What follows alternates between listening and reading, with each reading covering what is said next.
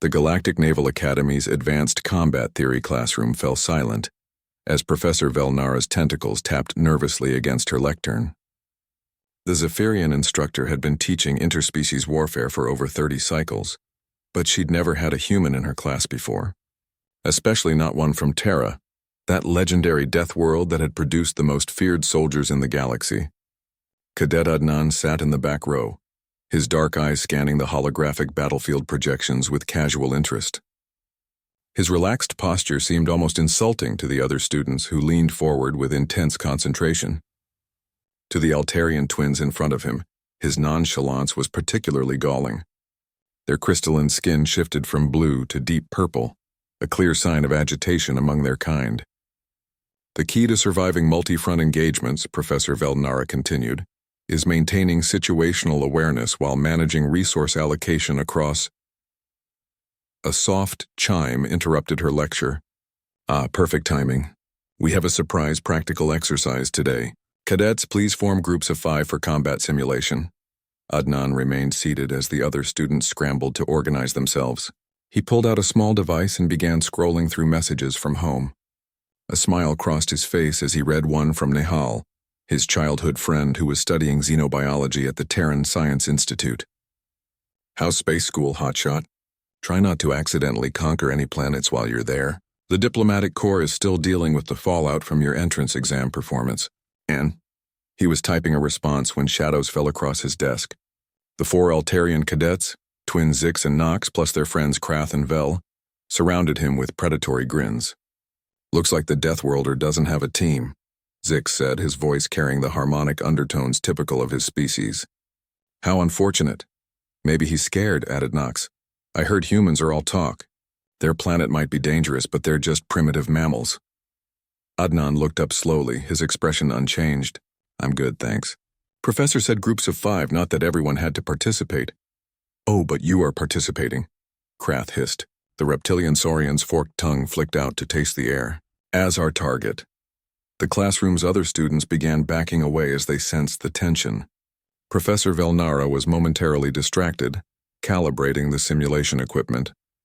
Look, Adnan said calmly, still typing on his device. I really don't want any trouble. Why don't you guys pick on someone your own? Vel struck first, his 6-fingered hand crackling with bioelectric energy as he lunged forward. It was a mistake that would define his military career. What little remained of it. What happened next would be analyzed in tactical courses for decades to come. Academy security footage, slowed down to 1/10 speed, would barely capture the sequence of movements that unfolded in exactly 7.3 seconds. Adnan's head tilted slightly to the left, avoiding Vel's electric grasp by mere millimeters. His right hand shot up, fingers extended, striking the Voltarian's wrist with surgical precision. The crack of breaking bone echoed through the classroom as Vel's bioelectric organs short-circuited from the trauma, sending him into convulsions. Without missing a beat, Adnan pivoted on his left foot. Zix was mid-lunge, his crystalline fists aimed at where the human's head had been a microsecond earlier. Adnan's left elbow met the Altarian's solar plexus with the force of a meteor impact. The sound of shattering crystal filled the air as Zix's natural armor fractured, and he folded in half like a broken sculpture. Krath, the most experienced fighter among them, tried to capitalize on Adnan's apparent overextension. The saurian's powerful tail whipped toward the human's legs, intending to sweep him off balance. But Adnan had already anticipated the move. He leaped straight up, grabbed Krath's tail mid-swing, and used the reptilian's own momentum to spin him like a hammer throw. Krath sailed across 3 rows of desks before crashing into the reinforced wall with a wet thud. Nox, seeing his twin writhing on the floor, let out a harmonic shriek of rage. His crystalline body began to glow with stored kinetic energy, a last resort ability that could level a small building. But as he prepared to release the devastating attack, Adnan's boot connected with the nerve cluster at the base of Nox's neck. The Altarian's eyes rolled back, and he collapsed like a puppet with cut strings, his stored energy dissipating harmlessly into the floor. The classroom fell into stunned silence. Adnan calmly returned to his seat, picked up his communication device, and resumed typing. Space school's fine. Made some new friends today. They're currently taking a nap, but I think we really bonded.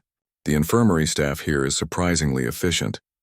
Professor Velnara stood frozen, her tentacles trembling. In 30 cycles of teaching, she'd never seen anything like it. 4 advanced cadets, each from species known for their combat prowess, had been neutralized by a single human who hadn't even stood up properly during the encounter. "Cadet Adnan," she managed to croak. He looked up innocently. "Yes, Professor? Would you mind demonstrating proper restraint techniques for the class next week?" Adnan shrugged. "Sure, no problem. Should I bring my own training dummies or will volunteers be provided?" The remaining students exchanged terrified glances. Several began frantically updating their course selections on their personal devices. As the medical team arrived to collect the unconscious cadets, Professor Velnara made a mental note to contact the Academy's administrative board. Perhaps it was time to revise the combat training curriculum. Clearly, they'd been thinking too small. After all, if this was what happened when you surprised a human, she could only imagine what they were capable of when they were actually trying. The death world of Terra had sent them a message, wrapped in the deceptively calm package of Cadet Adnan. The message was simple.